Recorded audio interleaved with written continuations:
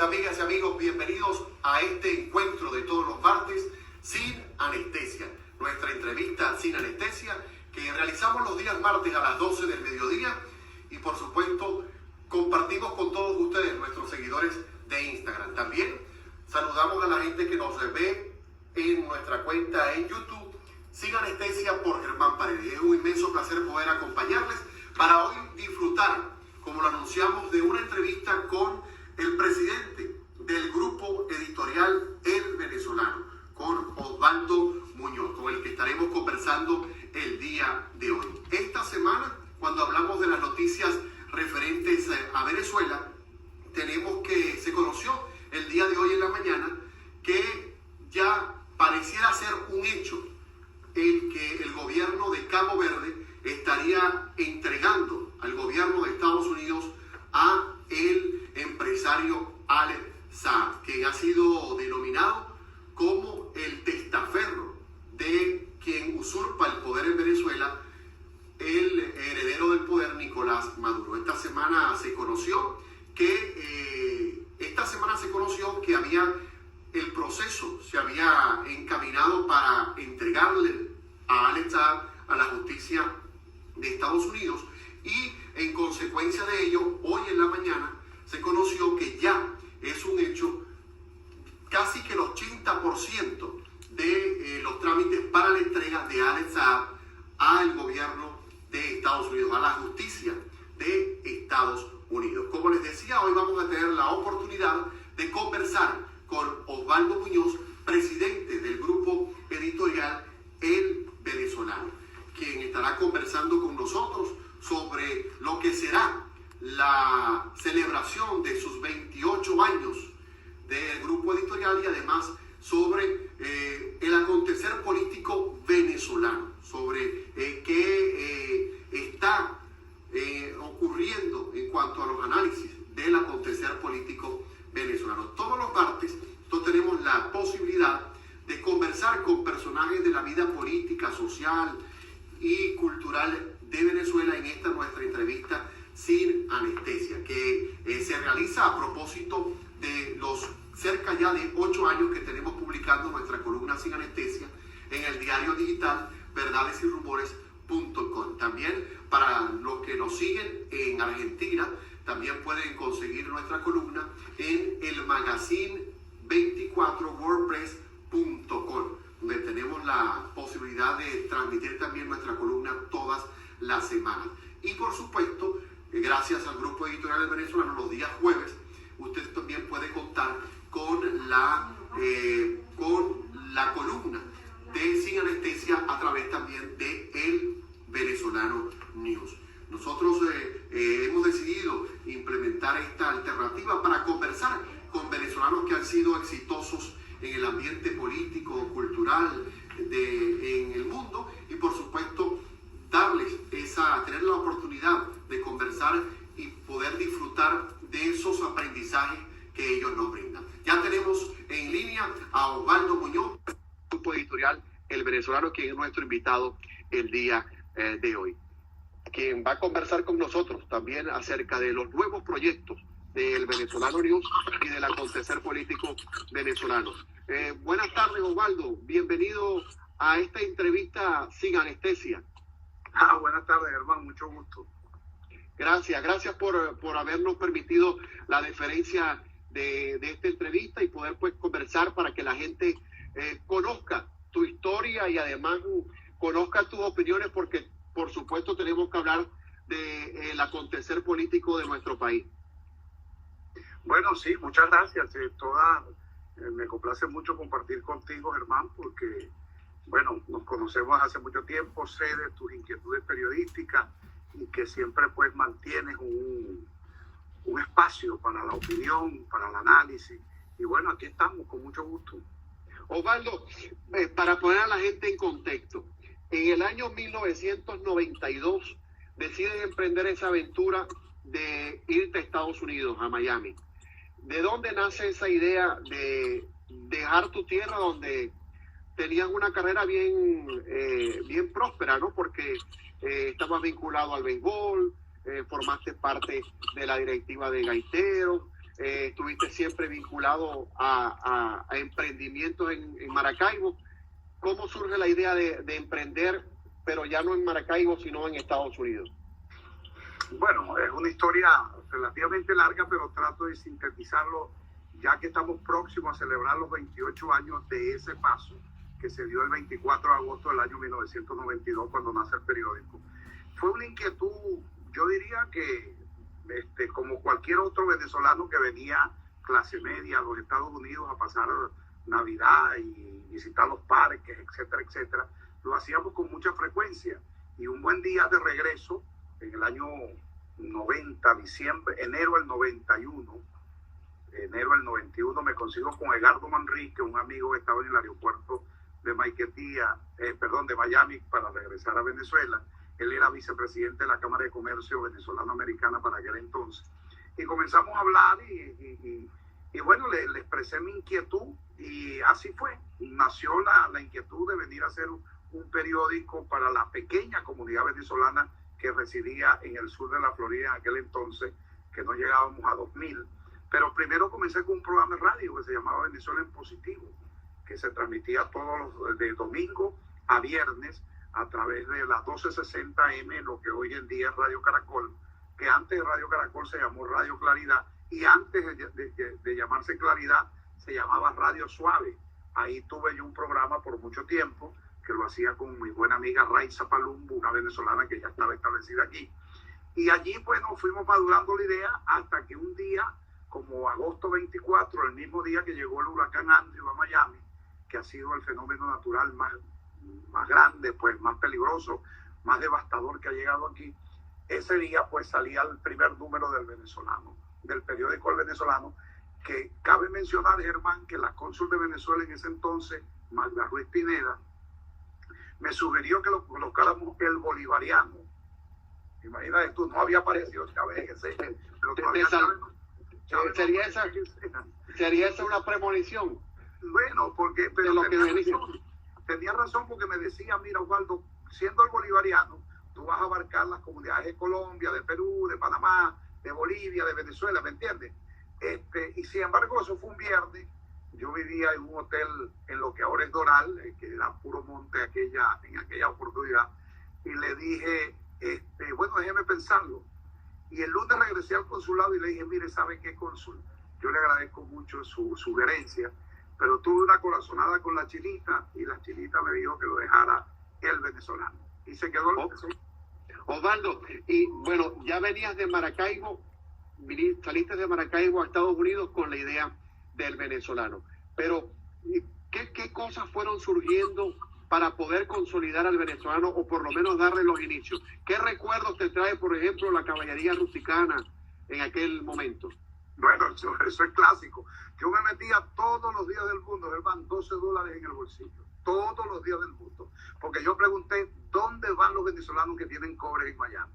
Y me dijeron, a la caballería rusticana. Entonces, yo cogía y me metía 2 whisky que costaban $4, eran 8, $2 de propina, 10 y 2 para el vale parking, todos los días del mundo.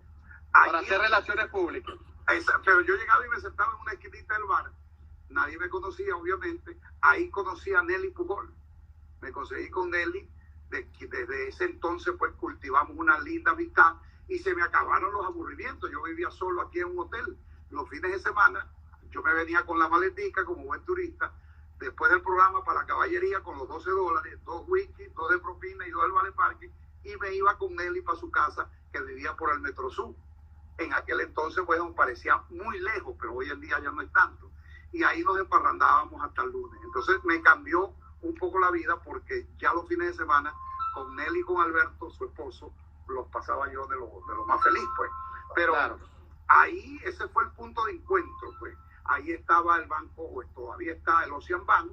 Muchos venezolanos tenían cuenta en el Ocean Bank. Y ahí me pasó algo muy importante o simpático, Germán. Ahí iba a almorzar todos los días el señor José Concepción, que era el CEO del Ocean Bank, la máxima, el ejecutivo más importante del Ocean Bank. Y yo me le acerqué a decirle que iba a sacar un periódico. Y el señor, nunca se me olvida, el señor Concepción me dijo, ¿cómo no, amigo? Usted va a ir el 14 de febrero del año 93 a mi oficina y yo lo voy a poner a hablar con mi asistente. Y eso se lo planteé comenzando agosto. Y me dio la cita para, nunca se me olvida la fecha, porque además es el día de la amistad y el amor, el día de los enamorados. Y el 14 de febrero llegué a la oficina y le dije, mira, aquí estoy, tal cual como me dijo usted. Me dijo, bueno, yo le voy a dar la pauta, porque aquí nace y muere un periódico todos los días. Hace 8 meses usted me dijo que lo iba a hacer y ya lo ha hecho y se mantiene. Y me dio la pauta de los Ciambal. Pues que él pensó que no duraría el periódico un año. Por eso, y me lo dijo, ¿no? Es que aquí nace y muere una publicación todos los días. Entonces, bueno, a Dios gracias, nació y no ha muerto. Osvaldo, y por supuesto, luego de eso ha pasado mucha agua debajo del río. Pero, ¿cómo surge luego la idea? Se consolida el venezolano en Miami. ¿Cómo surge luego la idea de proyectar al venezolano hacia otras ciudades de Estados Unidos para que la diáspora venezolana tuviera también la posibilidad de leer el semanario? Fíjate, Germán, el periódico se distribuía no existía Weston, ojo, ese sector se llamaba Bonaventura, y se distribuía en Orlando, el mismo periódico. Salía en Miami y se distribuía en el condado de Broward y se llevaba a Orlando. Posteriormente, como a los 8 años de estar funcionando el periódico, en el año 2000, decidimos hacer un periódico dedicado solo para Orlando y otro dedicado solo para el condado de Broward. Así se separa. Es como el nuevo Herald, ¿no? La gente quizás no lo recuerda porque unos están recién llegados, otros no llegaron a tiempo, pero cuando yo llegué a este pueblo, el nuevo Herald venía insertado en el The Miami Herald. Era un insert del The Miami Herald. Después, creo que en el 95 es cuando lo separan, o en el 93 lo separan del The Miami Herald. El venezolano era algo más o menos así. El venezolano iba con páginas de Broward y con páginas de Orlando, hasta que hicimos la separación y surgen entonces el venezolano de Broward y el venezolano de Orlando. Por supuesto que en Estados Unidos cualquier emprendimiento es bien difícil. La gente de pronto piensa, no, es un país de primer mundo, los negocios deben desarrollarse muy rápido, van a producir beneficios a corto plazo. ¿Hubo en algún momento en el periódico, en los primeros años, algún intento de tirar la toalla? ¿O vamos a seguir adelante, aunque sea desde la casa, pero yo no cierro esto? Varios intentos. El primer intento en el 95, cuando Venezuela produce un cambio radical y se suprime el dólar y se crea una oficina llamada, creo que era Recadi o algo así. La de los chinitos. Correcto, que controlaban el dólar. Y el 100% de los clientes nuestros eran venezolanos. Si no tenían acceso al dólar, no tenía sentido que se promocionara. Entonces llegó un momento, exactamente 27 de enero del 95. Y lo recuerdo con exactitud porque ese es el día que cumple años mi hijo Osvaldo. Yo llamo a Luis Ángel Rincón, dueño de Clover, y le digo, mira Luis Ángel, tengo que hablar contigo hoy. Y necesito que te llevéis la chequera porque es de cobre que vamos a hablar. Y nos vemos a las 5 en la Caballería Rusticana. A lo que llegamos a la Caballería Rusticana, lo primero que hicimos como buen venezolano es pedir una botella de whisky. Me dice Luis Ángel, no, vamos a tener una botella de whisky y después hablamos de cobre. Y le digo, bueno, es que tengo 3 alternativas, pero facilita. Una, me compráis unas acciones. 2, me compráis la publicidad como efecto la tenía todo el año y me la pagáis ya. Y 3, me prestáis $20,000. ¿Cuál escogéis? Entonces, recuerdo que Luis Ángel saca un cheque y me dice, te voy a dar $5,000 ya. Y yo tenía una orden de desalojo de la casa, llamé para la casa y le dije, por lo menos no estamos desalojados porque tengo los cobres aquí. Y mañana te digo qué vamos a hacer con los otros. Nos rascamos como naturalmente fue, cantamos, al otro día, fíjate la ironía, Germán, y yo lo cuento con mucho orgullo. Yo no tenía ni para el Valepari, que había que pagarle $2 en la puerta. Me dio el cheque de los $5,000 y al otro día, a las 10 de la mañana, me dijo, te voy a decir qué vamos a hacer. Y me recibió un cheque de $65,000 más. Compró una parte de las acciones del periódico. Bueno, y de ahí en adelante pues fue otra historia interesante. Pues que podemos decir que no todo ha sido como pudiera pensar para nada. Y después vino, ya me agarró un poco más consolidado, ya más sólido, pues las torres, el hecho terrorista del 2001 afectó al mundo y obviamente afectó a Estados Unidos más que a cualquier otra parte del mundo. Y nosotros nos vimos afectados porque, bueno, hubo un golpe, después vino la depresión del año 2008, que también la pasamos duro, pero aguantamos todo. Después vinieron aquellos huracanes, Katrina, el Katrina creo que fue el 2005, que fue un poco más fuerte. Bueno, y ahora la pandemia, ¿no? O sea, que hemos vivido en estos 28 años casi, que estamos a un mes de cumplirlo, muchos altos y bajos, pero con la suerte de haberlos podido superar. Osvaldo, en el tiempo que tengo conociendo te puedo dar el testimonio de que tú eres un hombre súper agradecido, ¿no? Y en base a ese agradecimiento, ¿cuáles fueron esos primeros clientes que te dieron el apoyo? Ya hablamos de la gente de Ocean Bank, por supuesto, pero esa gente que confió en ti y te dijo, yo te voy a apoyar, yo voy a ser anunciante dentro del periódico, dentro de la mancha publicitaria del periódico, que tú todavía les tengas agradecimiento y que inclusive todavía estén en el periódico. Bueno, en términos generales, agradecimiento a todos los que han sido anunciantes, pero tengo varios. Por ejemplo, Moisés Bakery, una bakery que está en Collins y la 72, tiene 28 años anunciándose. O sea, no ha dejado de anunciarse en ninguna de las ediciones desde que se fundó el periódico. Mención especial, obviamente, Clover. Clover fue un cliente fundamental, determinante, porque nos dio un apoyo no solo de publicidad, sino que tuvimos las oficinas en Clover por mucho tiempo también, y eso nos permitió fortalecerlo un poco. Trascarga, que es uno de los clientes que tengo desde hace muchos años también con nosotros. Son tantos, pero el primer cliente, creo fue Nelson y Mari Viva, era un matrimonio que tenía un freight forward. Nunca se me olvida, me dio un cheque de $250, y esta es otra anécdota simpática, diría yo. Yo una vez fui a un supermercado Sedano que está en Coral Way, hace años, muchos años, y había un cheque allí del primer cliente o de la primera compra, algo referente a un primer acto, pues. Y el señor había guardado el cheque en un cuadro como recuerdo. Bueno, yo hice lo mismo con este cliente, con Nelson y Mari Viva. No recuerdo ahora cómo era el nombre de la empresa de ellos. Un cheque de $250 que lo tuve metido en un cuadro por muchos años, hasta que llegó un momento que rompí el cuadro y cobré el cheque. Pero lo tuve por muchos años allí. No, ¿verdad? Lo tuve como recuerdo del primer pago que recibió el periódico por concepto de pauta publicitaria. Pero son muchos, hermano, a quienes tengo que agradecerles, ¿no? A todos infinitamente. Pero claro, estos son los clientes que han sido a través de los años. Brickell Realty, por ejemplo, tuvo como 10 años con nosotros en las páginas centrales. Ya te hablé de Moisés Baker y Clover.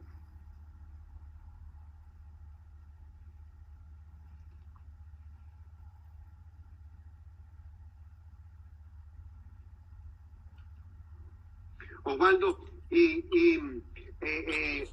a lo largo de estos años, además de los clientes como tal, ¿hubo alguien desde el punto de vista periodístico que siempre estuvo contigo ahí diciéndote qué podías hacer, qué podías innovar, qué podías crear? ¿O todo ha surgido como parte de tu emprendimiento como empresario? No, para todo lo contrario, ha sido un equipo. El doctor Luis Prieto, por ejemplo, y su esposa Rosa Ustari, que fue jefa de directora del periódico, con un trabajo de ella nos permitió obtener el Premio Nacional de Periodismo que lo otorga la Asociación Nacional de Periódicos Hispanos de los Estados Unidos, por la denuncia que hicimos de un joven venezolano que fue agredido salvajemente por un guardia de una discoteca en Miami Beach, que creo que se llamaba Señor Frost, o se llama. La señora Ustari hizo un trabajo extraordinario que nos sorprendieron, pues, en la Asociación Nacional de Periódicos Hispanos de los Estados Unidos con el premio como periodismo de investigación. Pero han sido muchos, todos han aportado mucho. José Hernández ha estado por más de 20 años con nosotros, Marco Tulio Páez, solo para nombrarte quienes están en la parte editorial, Sandra Ramón. Pero ha sido un legado importante que cada uno de ellos han dejado con nosotros, ¿no? A través del periódico. Ha sido un trabajo de equipo fundamentalmente, tanto en la parte redaccional como en la parte de ventas, como en la parte operativa. Ha sido, yo creo que ha sido parte del éxito, si lo podemos llamar, ha sido haber conformado o haber tenido la suerte de contar con un equipo de mujeres y hombres extraordinarios dentro del periódico. Algo que es bien particular de uno de tus principales hijos, como lo es el venezolano, que tú incentivaste o creaste una figura que mucha gente en el mundo del periodismo ni siquiera se había imaginado, que es el franquiciar el periódico, el crear el periódico para estos segmentos de público, incluso como lo hiciste en Estados Unidos, pero ahora en otros países. ¿Cómo surge la idea del venezolano en Panamá, en Costa Rica, en España y en Colombia, por ejemplo? ¿Cómo surge esa idea? Porque ya conocemos cómo surgió para los venezolanos que estaban en distintas ciudades en Estados Unidos, pero ¿cómo surge la idea de llegar hasta otros países con el venezolano? Bueno, nosotros hicimos con una empresa que se llama Barbadillo y Asociados, que es una empresa, por cierto, española de origen, que se encarga de franquiciar productos hispanos en Estados Unidos. Esa fue, vamos a decir, el primer paso, vamos a decirlo así. Y eso nos sirvió de base para hacer lo que hemos hecho en América Latina. La primera franquicia fue Panamá, que fue una idea de Eduardo Gutiérrez, también que fue un cliente por muchos años del periódico. Eduardo me planteó asociarnos en la franquicia de Panamá y hace 12 años que iniciamos esa franquicia con mucho éxito. Después vino posteriormente la de Costa Rica, que fue vendida más o menos en esos mismos parámetros que nos daba Barbadillo Asociado. Y así, bueno, continuamos con Colombia y últimamente con Madrid, que es la más joven, que apenas ahora en marzo cumplía su primer año de estar circulando, ¿no? Entre Costa Rica y Colombia se fundó hace 9 años, 9 o 10 años, la de Houston.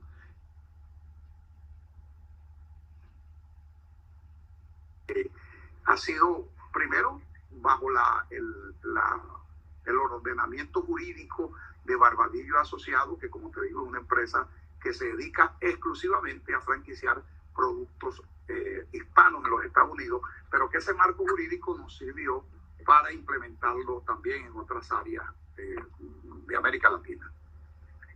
Sí, porque no podemos negar que el venezolano, tu creación, es una referencia del periodismo venezolano y del periodismo de habla hispana en Estados Unidos, porque han habido otros emprendimientos similares que han seguido tu ejemplo, pero no han tenido la proyección que ha tenido o que tiene el venezolano en este momento. Sí, no, sí, o sea, yo diría que fundamentalmente porque fuimos los primeros, ¿no? Yo creo que eso es un aval importante, haber sido los primeros, haber tenido esa inquietud hace tantos años. No es fácil mantener una empresa por muchos años, ni aquí ni en ninguna parte del mundo, pero aquí quizás un poco más difícil, cuando hay muchos estímulos y hay muchas oportunidades, cosa que agradezco eternamente. Sin embargo, no es fácil porque hemos pasado pues por situaciones muy complejas, pero en términos generales yo creo que hemos sido un factor de motivación, y que yo conozca, es posible que exista, pero no conozco todavía un grupo editorial con estas dimensiones, ahora con los complementos que dan las redes sociales, como el nuestro fuera de Venezuela. Es un grupo editorial que tiene su página web, que tiene sus redes sociales, que tiene sus periódicos impresos, que tiene sus periódicos en línea, y que no recuerdo pues que exista fuera de Venezuela otro grupo editorial con esta característica, ¿me entiendes? Osvaldo, hablábamos de la franquicia, hablábamos de la presencia del venezolano en Broward, en Orlando, en Tampa, en otras ciudades de Estados Unidos. ¿Cuándo surgió la idea del venezolano a través de la web? Que forma parte ahora que hablas de las redes sociales, de un complemento de la proyección que ha tenido el venezolano. Esa fue una idea que cocinamos Miguel Ferro y este humilde servidor. Nos planteamos, comenzando en octubre del 2013, exactamente, yo constituyo la empresa y de una vez le puse fecha, nunca se me olvida, le dije, mira, nosotros vamos a comenzar a funcionar cuando el streaming todavía no era lo que es hoy en día, ¿no? Hace 6 años transmitir por streaming era casi que una odisea. Fijamos el 23 de enero como fecha de lanzamiento, por lo que significa 23 de enero para los venezolanos, el cambio, el regreso de la democracia y el derrocamiento de la dictadura. Bueno, y así lo hicimos. Tú fuiste parte de ese proyecto, lo conociste bien por dentro y cosas anecdóticas que tengo, nosotros hicimos en un estudio, pero súper pequeño. La genialidad de Miguel Ferro creó allí 3 estudios, teníamos, bueno, toda una programación. Recuerdo que una muchacha de CNN me fue a hacer una entrevista y me juraba que yo le estaba mintiendo porque no podía ser posible que en ese espacio tan pequeño se produjera todo lo que nosotros hacíamos. Pues que lo que la gente conoció como el Venezolano TV surge como complemento o como unión de la página web. Sí, realmente, claro, siempre lo vimos como un streaming, ¿no? Como un canal, ¿no? Como un canal que no pensábamos que hubiese tenido tanta fuerza como la tuvo.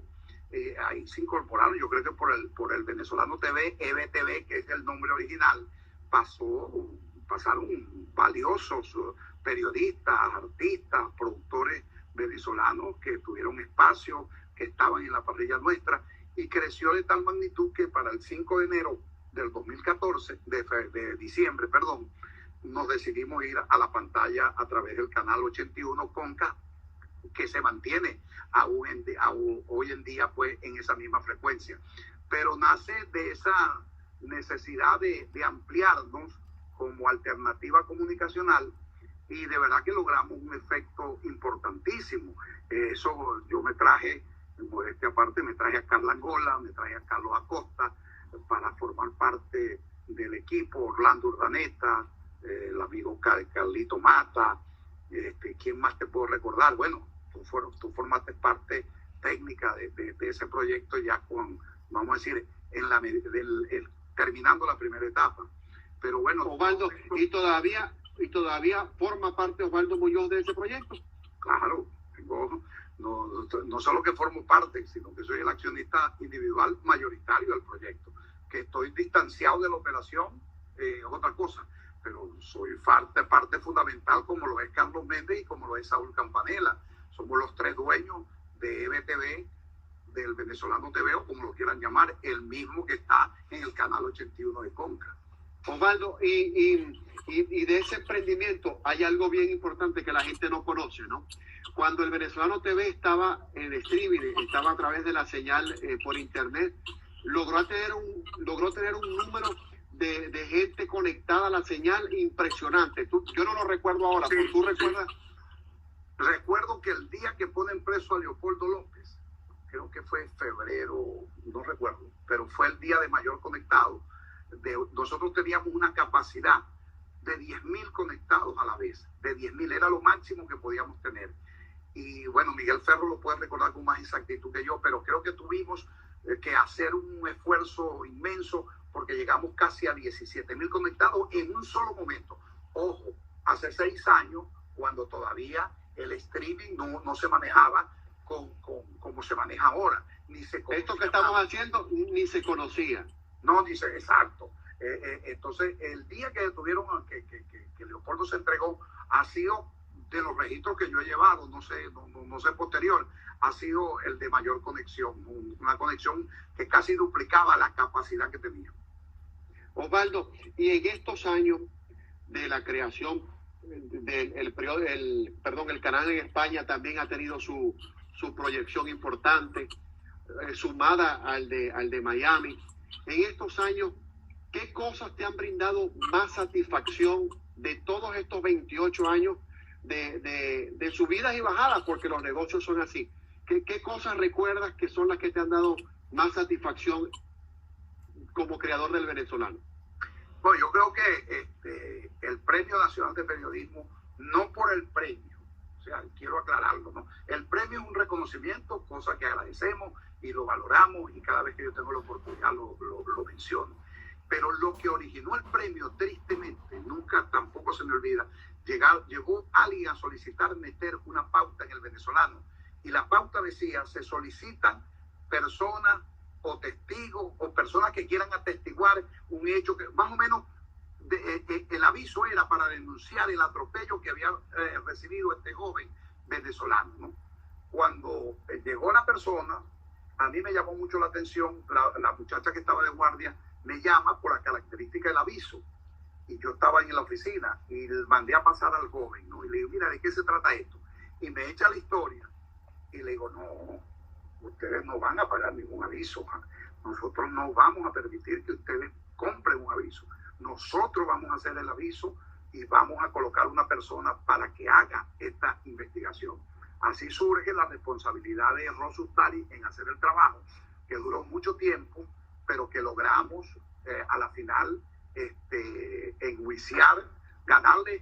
El joven le gana una demanda a la policía y logramos que el policía lo retiraran y fuera a juicio, pues. O sea, porque se había cometido una arbitrariedad de esa que estamos acostumbrados ahora a ver. Aquella vez no fue contra un afroamericano, que estaba de vacaciones fíjate la ironía, en Miami, que estudiaba en Londres ingeniería y perdió el ojo derecho. El joven, por cierto, se graduó, le ganó una demanda multimillonaria a la policía, y ahora está en Los Ángeles. Hace muchos años que está en Los Ángeles, e hizo una invención de una bicicleta con unas características muy particulares, porque era un joven muy talentoso. Pero eso yo creo que ha sido de las cosas que recuerdo con mayor complacencia, vamos a decirlo así, pero en el sentido sano de la palabra, y con mayor tristeza, porque el premio nos los origina una noticia que fue una tragedia, si se quiere, claro, porque fue un joven venezolano de apenas 22 años que perdió un ojo producto de la agresión de un policía. Yo creo que ese es el hecho que más nos ha marcado, ¿no? Y lo otro que yo siempre recuerdo con mucho cariño a través de los años es a todos y cada uno de los que han pasado por el periódico. Eso te ha generado, o me ha generado, un cúmulo de amistades, de afectos, que gente que ya no está en el periódico, que pasaron por el periódico o por el grupo editorial, mantenemos una relación cordial, de afecto y de cercanía, si se quiere, ¿no? Creo que haber ampliado la gama de amigos también forma parte de esos logros que se han podido conquistar a través del periódico, que quizás sin el periódico no los hubiera tenido. Y por supuesto, Osvaldo, siempre hay algún hecho negativo, alguna situación que en aquel momento te marcó el que hacían falta los cobres. Eso podemos decir que pudo haber sido algo negativo. Pero otra situación, otra circunstancia que haya vivido el periódico desde el punto de vista negativo que tú recuerdes como experiencia pasada, como experiencia superada. Bueno, los intentos de demanda, ¿no? Siempre han habido a lo largo de estos 28 años como 4 intentos de demanda por escritos, por denuncias, que te crean una incomodidad y te crean inquietud, pero que no han llegado a nada, porque es muy difícil, pues, de probar cuando se trata de que se injuria a alguien, ¿no? Esos han sido momentos no muy agradables, ¿no? Y hay un pasaje que casi nunca lo menciono, pero voy a aprovechar de mencionarlo. Nosotros en el año 2000, Germán, constituimos un periódico diario, que se llamaba El Diario, y el cual yo tuve la responsabilidad de dirigir desde el punto de vista periodístico, y fracasó. Yo creo que ese fracaso nadie te puede quitar lo bailado, como dicen los cubanos, pero lo llevas ahí, y agraciadamente muy poca gente lo recuerda y muy poca gente lo menciona, pero también ha sido un lado negativo, porque el diario surge por el avance que tenía el semanario, ¿me entiendes? Creímos que hacía falta, como seguimos creyendo, que hace falta otro diario en Miami, y bueno, la propuesta no funcionó, se fracasó, y eso hay que meterlo también en el libro de los fracasos, ¿no? Y hasta ahora, Osvaldo, en tu experiencia, ¿qué ¿qué nuevos proyectos, a pesar de la situación que ahora involucra a nivel global a Latinoamérica y a Europa con esta situación del COVID, hay algún proyecto futuro, hay algo que ya tú hayas preparado como producto adicional para el venezolano que tengas en puerto o que ya hayas, a pesar de la crisis, lanzado? Bueno, estamos en eso, estamos trabajando en algunas propuestas ya tenemos un programa que se llama El Venezolano Hoy, que se transmite de 7 a 7 y media. Estoy con un par de... ¿Por dónde? Por el Venezolano Newspaper, por el Instagram Live del Venezolano. Ok. Con un par de amigos, ambos mucho más veteranos que yo y mucho mayores que yo también, trabajando en un proyecto de un programa diario a través de las redes sociales y estamos pues enfocados fundamentalmente a eso. Yo creo que esta pausa que nos obliga a esta pandemia nos tiene que también obligar a hacer una reingeniería de muchas cosas. Nosotros seguimos haciendo el periódico, seguimos generando noticias a través de la web, pero sin duda que este recurso que dan las redes sociales es muy importante y no queremos desaprovecharlo. Yo creo que muy pronto, tan pronto como termine el verano y ya haya terminado esta pandemia, o por lo menos ya tenga algo que nos indica que que tengamos algún medicamento, creo que podemos con toda seguridad contar con este proyecto, que no es otra cosa que esto mismo que tú haces, con 2 compañeros más, con un programa dinámico, quizás con un poquito más de programación en una parrilla, hacer un poco de streaming, pues, en esto que utilizando las redes. Utilizando las redes. Osvaldo, y ese nuevo emprendimiento que he podido ver en las redes sociales del Venezolano Internacional, ¿de dónde surge la idea y desde cuándo fue puesto al aire? No, eso estaba ahí germinándose. Lo que pasa es que la pandemia adelantó, ¿no? Es una inquietud de los franquiciados. Realmente yo no es que no estoy involucrado, claro que estoy involucrado, pero es una inquietud de la franquicia y con mucho gusto nosotros le damos el apoyo y el calor que merece, ¿no? Es un ensayo, van 2 ediciones, vamos a ver qué pasa. Hasta ahora ha habido receptividad, esperamos pues que se consolide como tal, pero un proyecto... ¿Y qué involucra desde el punto de vista informativo? ¿La unión de los franquiciados? Sí. Okay. No, es la unión de los franquiciados. La parte editorial la tiene Adriana, que está en Panamá, compartida con María Lorena, que está en Houston, y todos nosotros nos comprometemos a incluir un contenido de interés para todas las comunidades. Entonces, no son noticias, son análisis, son opiniones, son trabajos que se presentan allí y bueno, hasta ahora ha tenido, como te digo, aceptación, pero bueno, apenas estamos dando los primeros pasos. Porque se va a convertir en una alternativa global informativa. Le permite al anunciante también, por un bajo costo, estar en todas esas plataformas y se imprimen pocos ejemplares, para ser honesto, para tener como un testimonio de la publicación, pero lo fuerte es las redes. Okay. Y de igual forma, pudiéramos decir que forma parte o es un hijo más del grupo editorial venezolano. Claro, en el manchón lo dice, ¿no?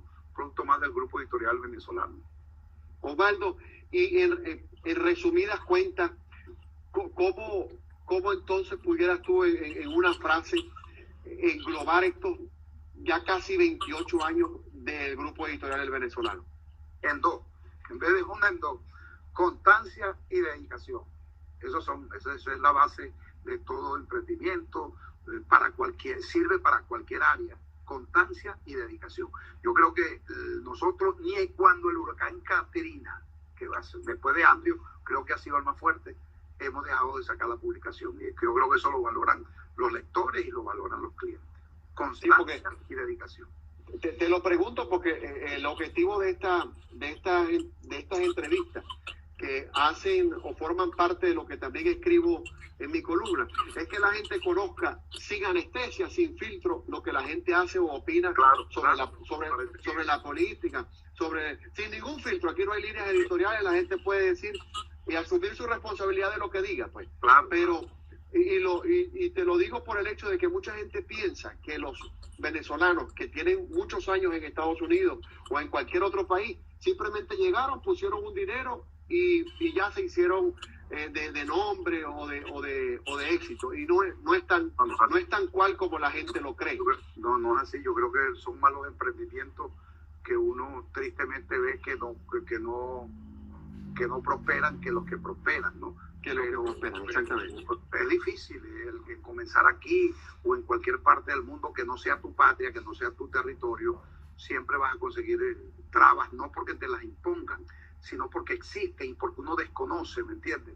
Yo cometí demasiados errores que no hubiese cometido si hubiese tenido una mejor información, una mayor orientación. Éramos muy pocos los venezolanos. Y conseguirlos en la caballería republicana los viernes era un acontecimiento, ¿me entiendes?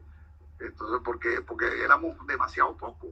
Entonces, el punto de encuentro era la caballería rusticana. Osvaldo, y hablando de eso de encontrarnos, tú también has sido promotor de una actividad que yo creo que de pronto me atrevería a decir que fuiste tú el pionero, que es el Festival de Venezuela.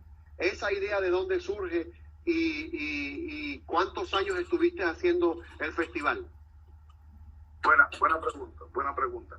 Eso surge rápidamente. Yo estaba de paseo aquí en Miami en el año 90, julio del 90, no sé por qué estaba yo aquí, y pasé el 5 de julio al acto que se hacía en la Estatua del Libertador, en el busto que está ahí en Bayside, y vi 4 pelagatos. Recuerdo, es un dato curioso, había un restaurante que quedaba en Leyún y Flagler, exactamente en la esquina, que se llamaba El Cid.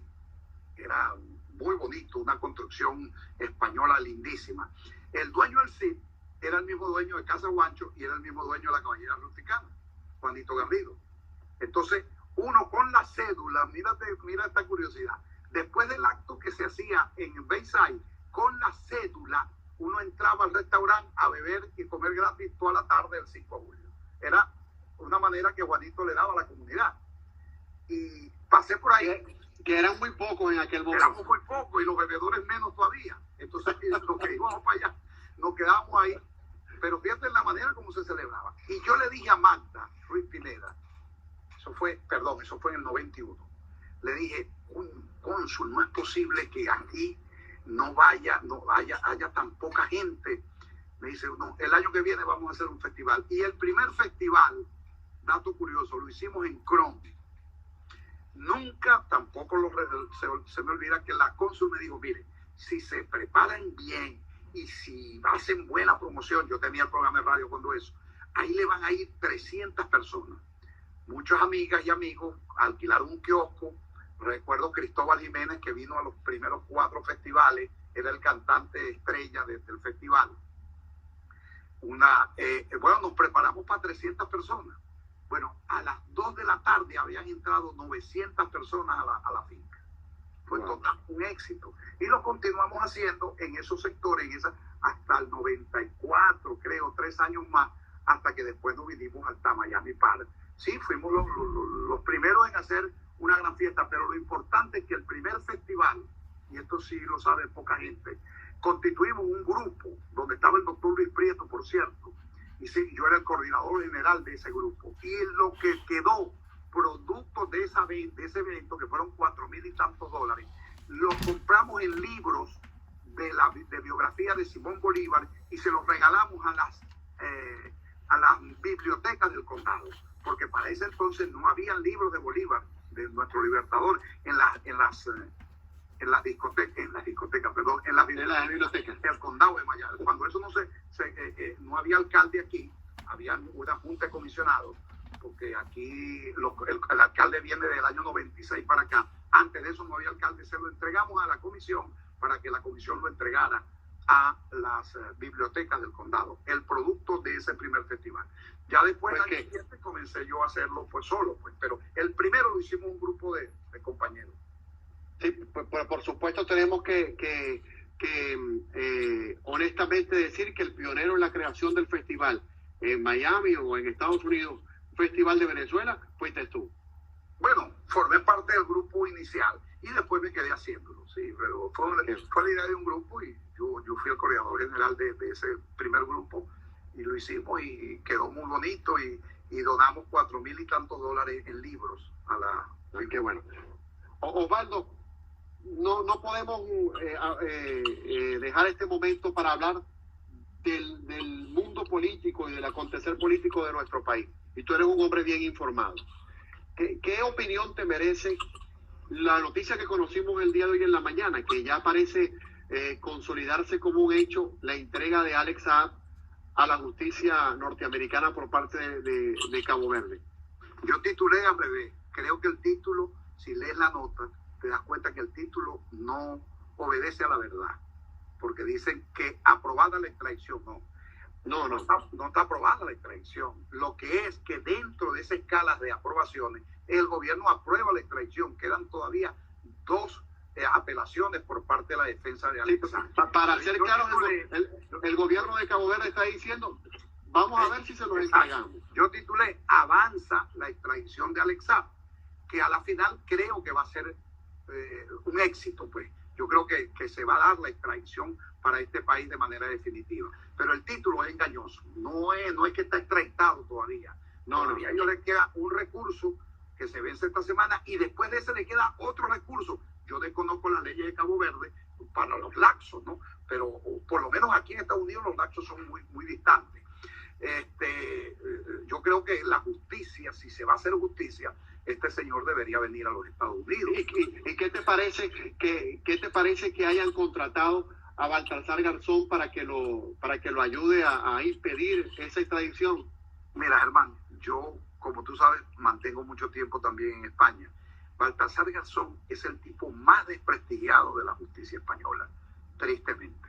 Digo tristemente porque en un comienzo, cuando él detiene a Pinochet en Inglaterra, surgió como un defensor de los derechos humanos, como un hombre probo, como un hombre apegado a la ley, etcétera, etcétera. Y después se transformó en lo que es ahora, un mercader de la justicia. Yo parto del principio universal que todos tienen derecho a la defensa, porque bueno, ese es el principio universal, ¿no? Si no existieran los abogados penalistas que defienden a uno o los abogados mercantilistas que defienden al otro. Siempre hay un defensor y un acusador. Pero en particular Garzón se ha convertido en un mercader de la justicia y a sabiendas que las posibilidades son muy pocas, está detrás del dinero que nos pertenece a todos los venezolanos. Sí, están apelando. El honorario que está ganando Baltasar Garzón nos corresponde a todos los venezolanos. Y es un tipo profundamente desprestigiado en España. Están apelando ahora, según informaciones que han salido reseñadas en la prensa, que están apelando al carácter de la afectación moral y de todo lo que tiene que ver con jurídico, como empresario. Bueno, está en su derecho de hacerlo, pero que Baltasar Garzón haya aceptado la defensa dice más aún de su talento moral, que está por lo menos muy cuestionado. Y Osvaldo, ¿qué opinión te merece la captura? ¿Consideras tú, como considero yo, que hubo alguien que sopló a Saab para que lo apresaran o fue parte del seguimiento que le viene haciendo la justicia americana? No, yo creo que fue parte de la inteligencia americana. La inteligencia americana más que un soplón. Es posible que eso haya ayudado, pero yo creo que la inteligencia americana, que está considerada, si no la mejor, una de las mejores del mundo, le tenía haciendo un seguimiento hace rato hasta que logró precisarlo y en fin, lo detectó y lo capturó.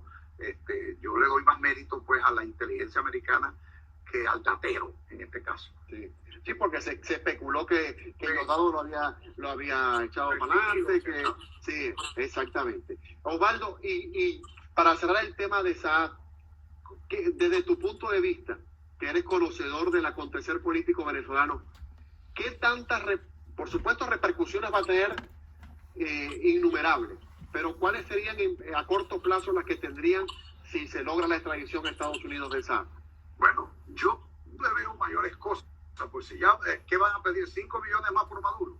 Maduro está más que sentenciado, está más que enjuiciado, está más que calificado como lo que lo ha calificado la justicia norteamericana.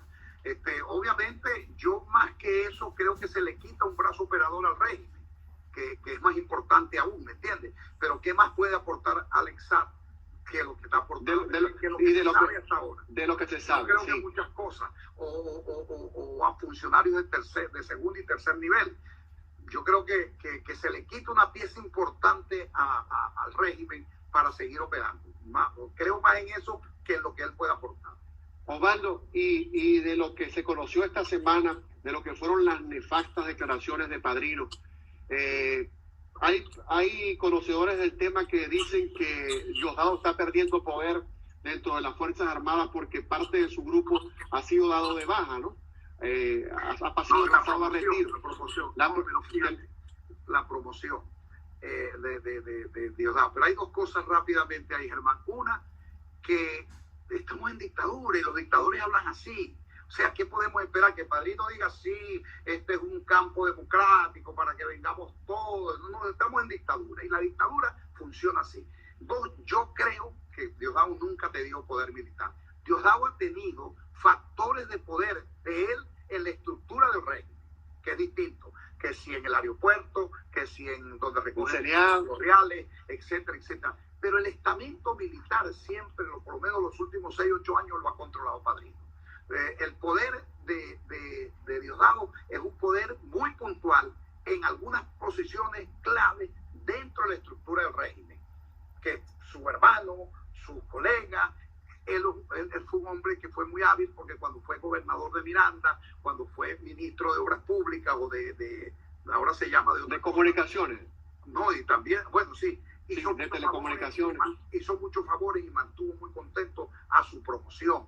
Entonces le eran leal de alguna manera, le eran consecuentes. Pero en la estructura militarmente hablando nunca ha tenido ese poder. Pues que tú crees que este pase a retiro de la promoción de Diosdado no le va a afectar el seguir teniendo movilidad dentro del gobierno junto con Maduro. Diosdado es el más político de todos ellos, el que hace más política. Yo siempre llamo al recuerdo lo que pasó en Nicaragua. Nadie pensaba que Ortega regresaba después que perdió con Chamorro. Y 12 años después regresó, porque hizo política, se involucró, y bueno, lamentablemente terminó en lo que terminó, un desastre y un tipo aberrante, ¿no? Diosdado es el hombre que hace política dentro de ese PSV. Es el hombre que hace política, que mantiene el contacto con la estructura política. Y el que mueve los alfiles, como dicen ahí. Osvaldo, en provecho del tiempo. Sí, claro, Osvaldo, en provecho del tiempo. Tú tuviste la oportunidad, como conocimos mucho, de estar en un momento, en un sitio donde no esperabas estar cuando ocurrió este tema del dinero que se le entregó al congresista Rivera, ¿no? Hablando sin tapujos, como hablamos aquí en estas entrevistas, ¿hubo algún indicio de que sí se le entregó ese dinero a Tintori en la reunión con Gorrín? ¿O no hubo ningún indicio? Hay dos cosas, hermano, hay dos cosas. Yo nunca participé, yo no conozco a David Rivera, solo lo que dice la prensa y que era pareja sentimental de una periodista venezolana. Es lo único que conozco de Rivera. Te hago en base, mi pregunta es en base a lo que ha salido en la prensa, ¿no? Yo no estuve en esa reunión, yo estuve en otra reunión que me solicitó el señor Carlos Méndez y Lilian Tintori, que querían ir a la casa de Raúl Gorrín. Pero no tiene nada que ver.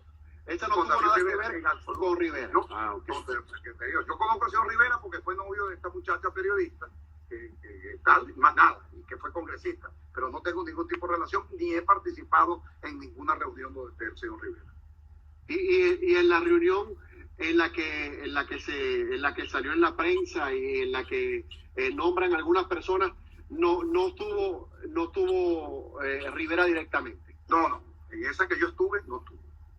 Que es la que él dice y en la que él nombra que dice que fue que negociaron la ayuda para supuestamente destinar estos dineros. Incluso, pero yo no lo... Te metió en el paquete sin haber estado en la reunión. Exacto, para nada. Yo estuve en otra reunión que no estuvo él tampoco. Y tu espina periodística, ¿qué te dice? ¿Entregarían los cobres o no los entregarían? Ahí es muy difícil especular, hermano, porque es delicado. Sí. Leopoldo ha puesto un grupo de abogados a demandar a Rivera. Si me pones en la balanza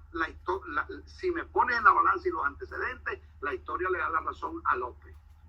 pero una cosa es que le dé la razón y otra cosa es que tenga la razón, que diga la verdad. Porque la trayectoria de este congresista, que era novio de esta muchacha que estamos hablando, Claro, Urbieta, era periodista, no es del todo transparente. Ha tenido varios juicios, de hecho todavía tiene un juicio federal por alteración de boletas electorales, por mal manejo de recursos en la campaña, etcétera, etcétera, etcétera. Entonces, si nos apegamos a los antecedentes, quizás la razón ahí, la verdad la esté diciendo Leopoldo. No me atrevo a decir nada. Espero que el tribunal, que la Corte de Nueva York determine quién está diciendo la verdad. No, te pregunté porque primero te involucraron en cierto modo en la reunión, ¿no? Y ha sido noticia, aunque ya en lo que respecta a Estados Unidos parece que Rivera hizo el trabajo y ya el tema se apagó un poco, ¿no? Afuera no sé si es que estaban esperando que lleguen las elecciones en noviembre y esperar el resultado, no sé. No me atrevo a emitir un comentario al respecto. Lo cierto es que como todas las cosas subieron y ya se decantó y ya nadie habla de Rivera. Osvaldo, ya en estos 3 minutos finales, ¿cuánto quedan? Estos 3 minutos finales. Muchos venezolanos que están en Estados Unidos están pensando si es viable por quién votar, o por Trump o por Biden. Objetivamente, ¿qué se le puede decir a esos venezolanos? Por supuesto no se le va a decir qué decisión van a tomar, pero ¿qué deberían medir para tomar una decisión hacia un lado o hacia el otro? Bueno, yo creo que fundamentalmente que vean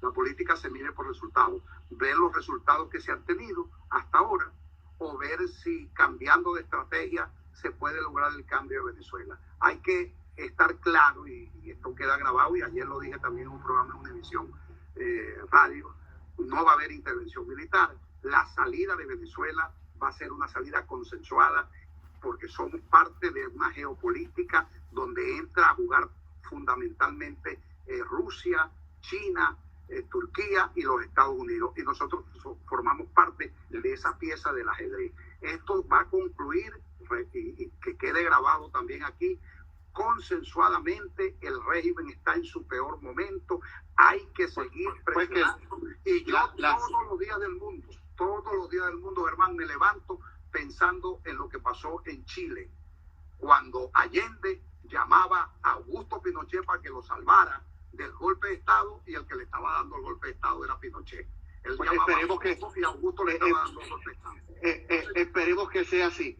Osvaldo, ya se nos está terminando el tiempo. Quiero agradecerte la deferencia de este contacto.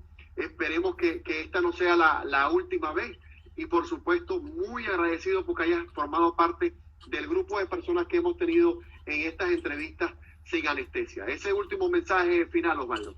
Bueno, muchas gracias, Germán, a ti. Te felicito por este emprendimiento. También todo lo que tenga que ver con la comunicación es importante.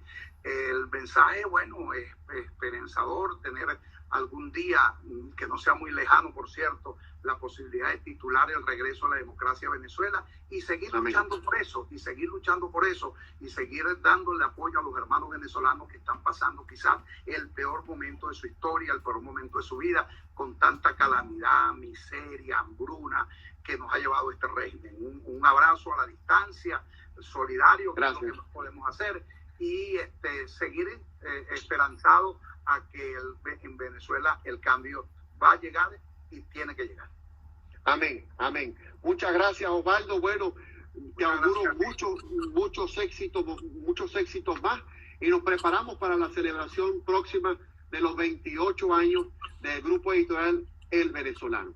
Así es, Germán. Muchas gracias a ti.